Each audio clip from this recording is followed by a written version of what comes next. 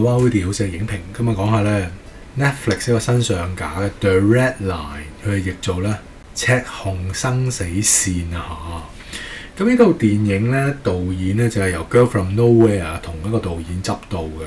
Siti Siri 蒙哥 Siri， 而女主角咧有泰國女神啦，Nita Jira Yoongi Yuan Miu Esther Supriyalila Chutima Maholaku， 三位都係靚女嚟㗎，領導主演。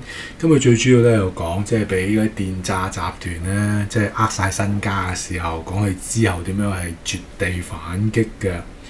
咁 IMDB 咧俾咗6.1分，咁 Rotten Tomato 咧就未有分數住嘅，咁我自己呢個分數都貼近 IMDB 嘅，咁大概5.5至6啦，咁就唔會過到6嘅，起碼勝在有靚女同埋本身咧嗰個背景設定咧係有啲新鮮位，咁我慢慢解釋下。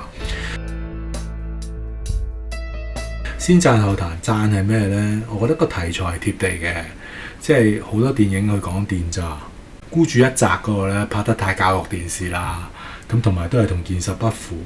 咁但係依家一套咧，佢又都幾多少少都反映現實，都唔錯嘅。同埋有電影話係 The Red Line 啊嘛，即係有時咧講嗰3個嘅女苦主咧，即係點樣被逼上梁山嚇，即係被逼要越過嗰條紅線嘅時候咧，我覺得呢個絕地反擊咧應該都算係首創，嘅。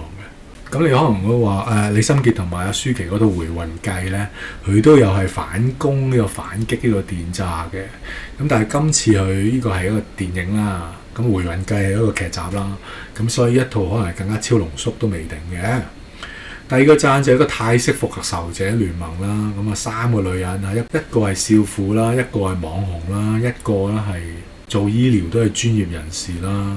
咁但係3個都領嘢嘅時候，咁點呢？咁佢哋3個女人以毒攻毒嗰個嘅計謀，我自己覺得都 OK 嘅，即係起碼佢唔係一味咁樣靠打咯。咁呢個嘅反擊呢個寫法都幾特別。仲有咧，第三我值得讚就係咧，多少咧都深入淺出去講解翻咧電詐集團嗰個嘅運作嘅。咁其實都幾好啊，當宣傳片咁睇。或者當反宣傳片咁睇，咁好啦。但係去到多多彈多多取，佢電影裏邊咧，佢都有講到咧。我而家就做 Tom Cruise 咁啦。喂，大佬，你3個都係平凡女子嚟嘅啫，你點樣可以 Tom Cruise 上身咧？講唔通噶嘛。你包括咗係潛入 hack 電腦啦，你包括咗係潛入救人啦，你包括咗係游繩上落。喂，大佬，游繩上落你會咁容易㗎？你唔驚㗎？你個手力夠㗎？喂，咁你都好誇張喎！仲有就有時你偷電話、hack 電話呢啲咧，你唔係專業小偷，你邊有可能偷到電話啊？所以你一路落去嘅時候咧，我覺得讚咧嗰5.5分咧係比本身開頭電影嗰個背景設定嘅。咁之後咧，你後半嘅時候個電影咧越嚟越神嘅時候咧，咁啊係咁扣分。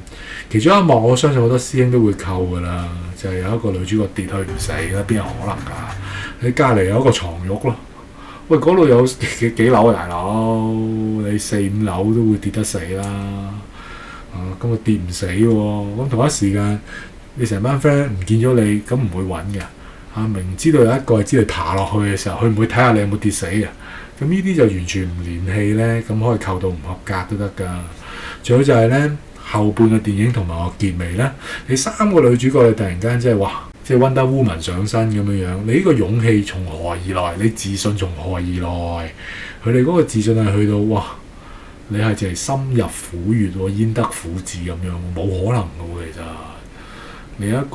實你一個係少婦嚟嘅，你有老公有女，你邊有可能你咁豁出去啊？解釋唔到㗎嘛，係嘛？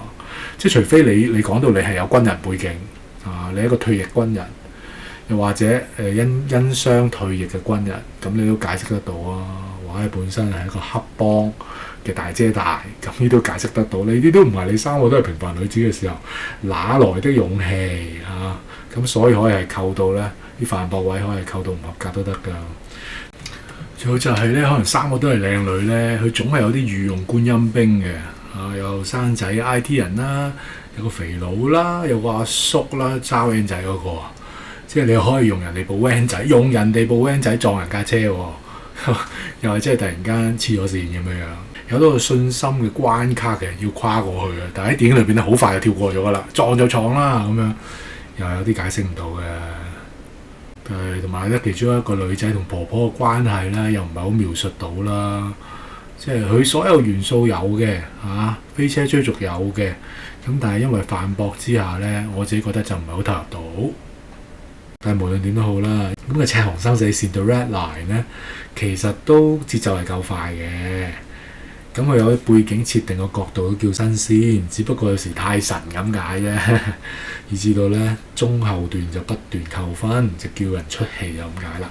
咁我覺得極其量都5.5啦。如果你係頂唔順啲反駁位，可以唔合格㗎。如果你非常分享咧，請 like、share、subscribe，多謝各位，拜拜。